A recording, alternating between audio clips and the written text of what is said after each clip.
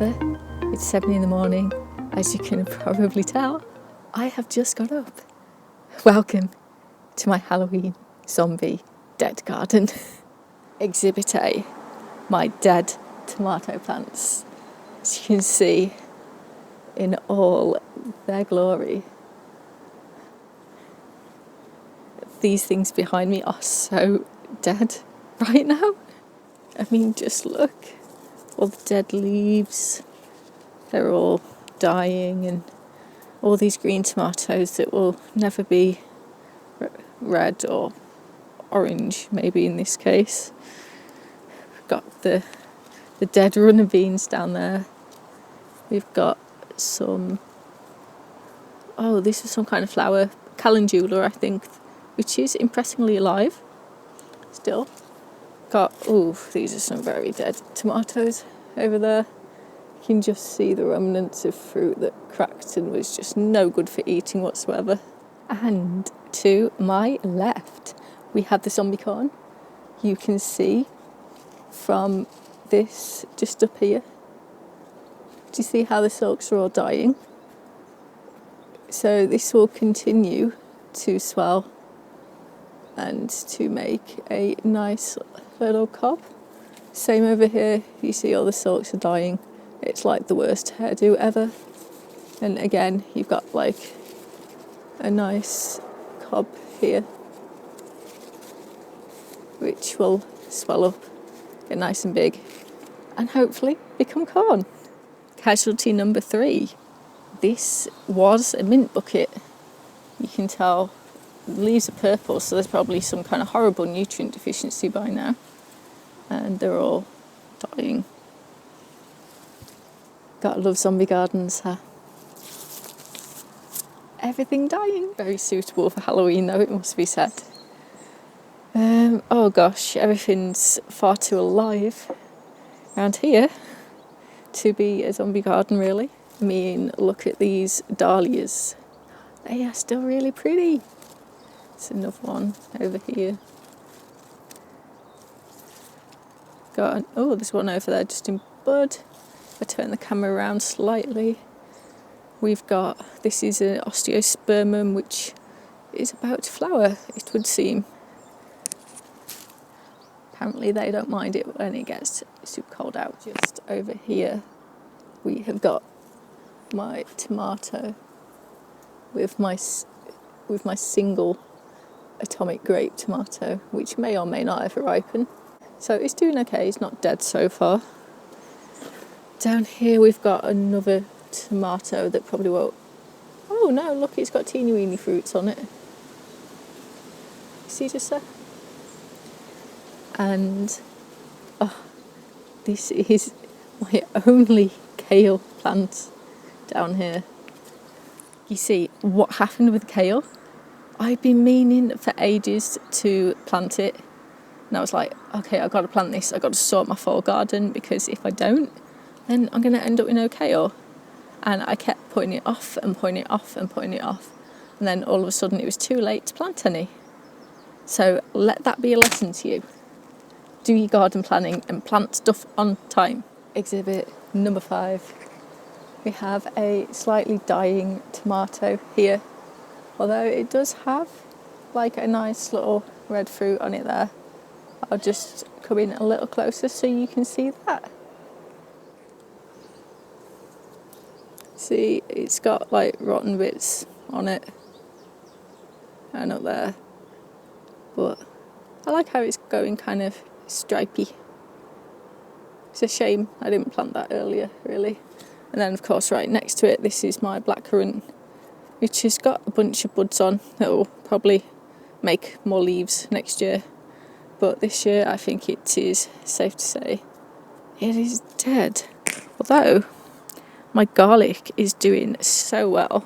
This is a combination of proper seed garlic that I bought to actually, grow as garlic, and then one stripy bulb from the supermarket that I just really, really liked.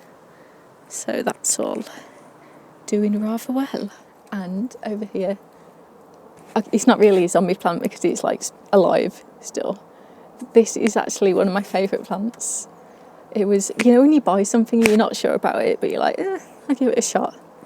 That's what I did with these straw flowers, and I've come to really, really love them because they're just so pretty and they feel really dry and straw-like and stuff, but they're like close up when it's like cold and rainy out, and then they like open up again when it gets warmer and drier, and it's really cool how they do that. You see the little daisy flower just in there. I think my favourite, where's my favourite one gone?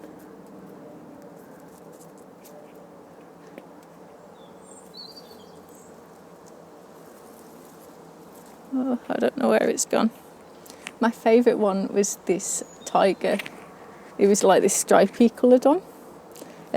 I will try and remember to put a picture on the screen of it in editing because, oh my gosh, it's so beautiful. And these things, when they open fully, they are like the most beautiful flowers ever. So yeah, I've definitely got to show you that. Some more zombie plants up here. This was my Celosia, or Celosia. No idea how you're actually supposed to say it, but yeah, looking rather sorry for itself now. Don't think it likes being outdoors when it's cooler. This raggedy looking thing is a kind of mint. It was just kind of growing wild and I got a cutting of it. It's making a long trailer thingy there. So it's clearly one of the kinds that will spread like wildfire. My prickly plant that I can't remember the name of right now. Oh yeah, teasel. That's doing okay. It's still alive in the middle though. Still alive there. Got my salad that's kind of dead, really. Some more dead salad. This is like amaranth, and I've actually collected some seeds from this. It's not fantastic in flavour, but I like the red one just because it's cool to have red leaves in your salad, even if they don't really taste of very much. And over here, in my Halloween trick-or-treating bucket, I have my candy cane pepper, which is looking rather bedraggled and sorry for itself, but it is still giving me sweet peppers. So that's cool. These do actually need moving inside soon though. So here's the thing. So with peppers like this, a lot of people just grow them as an annual, and then I guess they just get chucked on the compost heap at the end of the year. But if you move these indoors when, in the winter when it gets cold, then these will actually live for a fair few years. Well, gonna blow over here. Thank you, nature. So yes, these will actually live a fair few years. I've never had one die of old age. It usually dies because when I have them indoors, either aphids attack them and I don't notice until it's too late and the plant's like almost dead, or I forget to water them. But I've never had one die of old age. It's usually a fair few years if I'm keeping them indoors. So why don't you put one in a pot like this, move it indoors for the winter, put it back outside, when it starts to warm up again in the springtime, and that year you will not have to you will not have to start from scratch with your pepper haul because your plants will already be good to go. And right before we go, I just want to show you what is growing in these little buckets. So let's do that. So in this one I've got some cornflowers. I've also got some, do you see this, like some grass like shoots as well, which may be wild chicory. I've got in this one, that's probably a cornflower seed that's fell in. Bunch poppies, that's one of my bulbs that's sprouting. Can't remember if that's a tulip or a daffodil. This is a dahlia, which is probably just gonna die. Some more cornflowers. I've got some like bigger ones here, which are all starting to kind of die now. And some more poppy seeds there. Because what I've done, I've just planted the bulbs And then I planted the seeds just surface sown on the top. The theory is with these things, over the winter, the seeds will all sprout because they're all ones like poppies, cornflowers. You can sow them around August time and then overwinter them for early flowering the next year. So the plan is that the surface sown seeds will begin to grow over winter.